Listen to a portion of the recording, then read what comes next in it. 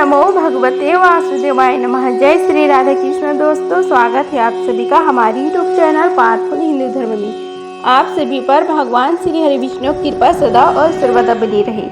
आज हम आप सभी को आश्विन मास में श्री गरुड़ पुराण में कथा अध्याय 11 का श्रवण कराएंगे। आइए श्रवण कीजिए कथा अध्याय 11 का, जिसमें वर्णन है 10 गात्र का विधान। श्री गरुड़ जी बोले कि हे केशव, आप 10 गात्र की विधि के संबंध में बताइए। इसके करने से कौन सा पुण्य प्राप्त होता है और पुत्र के अभाव में इसको किसे करना चाहिए। श्री हरि भगवान विष्णु बोले कि हे ताक्षर्य, अब मैं 10 गात्र विधि को तुमसे कहता हूँ, जिसको करने से सत्पुत्र पितृ ऋण से मुक्त हो जाता है। पुत्र पिता के मरने पर शोक का परित्याग करके धैर्य धारण करके सात्विक भाव से संवित होकर पिता का पिंडदान आदि कर्म करें। उसे आसुरपात नहीं करना चाहिए, क्योंकि बंधुओं द्वारा किए गए आसुरपात और श्लेष्मापात को विवश होकर पिता रूपी प्रेत पान करता है। इसलिए इस समय निर्थक शोक करके रोना नहीं चाहिए। यदि मनुष्य हजारों वर्ष रात दिन शोक करता रहे तो भी मृत प्राणी कहीं भी दिखाई नहीं पड़ सकता। जिसकी उत्पत्ति हुई है उसकी मृत्यु सुनिश्चित है, और इसकी मृत्यु हुई है उसका जन्म भी निश्चित है। इसलिए बुद्धिमान को इस असंभवी जन्म मृत्यु के विषय में शोक नहीं करना चाहिए। ऐसा कोई दैवी अथवा मानवीय उपाय नहीं है जिसके द्वारा मृत्यु को प्राप्त हुआ व्यक्ति पुनः यहाँ वापस आ सके। असंभवी भावों का प्रतिकार यदि संभव होता तो नल, राम और युधिष्ठिर महाराज आदि दुख न प्राप्त करते। इस जगत में सदा के लिए किसी का भी व्यक्ति के साथ रहना संभव नहीं। जब अपने शरीर के साथ भी जीवात्मा सर्वकालिक संबंध संभव नहीं है, तो फिर अन्य जनों के अत्यधिक सहवास की तो बात ही क्या है। अत्यधिक सहवास की तो बात ही क्या है। जिस प्रकार कोई पार्थिव छाया का आश्रय लेकर विश्राम करता है और विश्राम करके पुनः चला जाता है, उसी प्रकार प्राणी का संसार में परस्पर मिलन होता है। पुनः प्रबंध कर्मों को भोग कर वह अपने गंतव्य को चला जाता है। प्रातः काल जो भोज्य पदार्थ बनाया जाता है वह संयम काल नष्ट हो जाता है। ऐसे नष्ट होने वाले अन्न के रस से पुष्ट होने वाले शरीर की नित्यता की कथा ही क्या है। पितृमरण से होने वाले दुख के लिए वह पूर्वोक्त विचार अवसर स्वरूप है। अतः इसका सम्यक चिंतन करके अज्ञान से होने वाले सुख का परित्याग कर पुत्र को अपने पिता की क्रिया करना चाहिए। पुत्र के अभाव में पत्नी को और पत्नी के अभाव में सहोदर भाई को तथा सहोदर भाई के अभाव में ब्राह्मण की क्रिया करके उसके शिष्य को अथवा किसी सपिंडी व्यक्ति को करना चाहिए।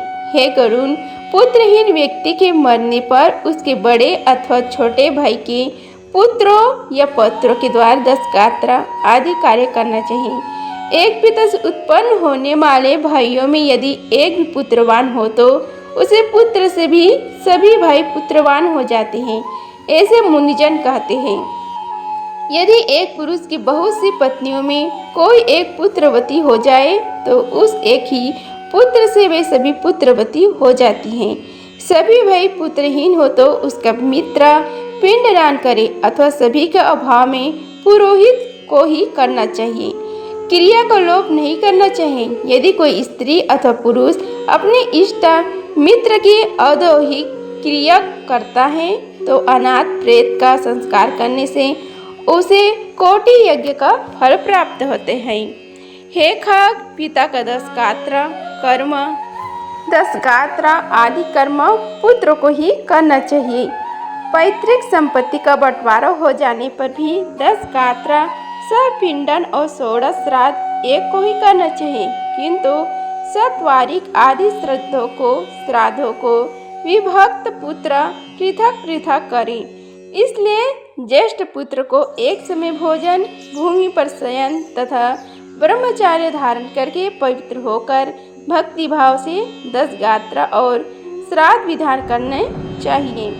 पृथ्वी के 7 बार परिक्रमा करने से जो फल प्राप्त होता है वही फल पिता माता की क्रिया करके पुत्र प्राप्त करता है। 10 गात्र से लेकर वार्षिक श्राद्ध पर्यंत पिता की श्राद्ध क्रिया करने वाला पुत्र गया श्राद्ध का फल प्राप्त करता है। कूप, तालाब, बगीचा, तीर्थ अथवा देवालय के प्रांगणों में जाकर मध्यकाल में बिना मंत्र के स्नान करना चाहिए। पवित्र होकर वृक्ष के मूल में दक्षिणामुख होकर वेदी बनाकर उसे गोबर से लीपे। उस वेदी में पत्ते पर कुश से बने हुए दर्भमय ब्राह्मण को स्थापित करके पद्य आदि से उसका पूजन करें और इत्यादि मंत्रों से उसे प्रणाम करें। अतिशि पुष्प संकासम इत्यादि मंत्रों से उसे प्रणाम करें। इसके पश्चात उसके आगे पिंड प्रदान करने के लिए उसका आसन रखकर उसके ऊपर नाम गोत्र का उच्चारण करते हुए पके हुए चावल अथवा जौ की पीठी आटे से बने हुए पिंड को प्रदान करना चाहिए।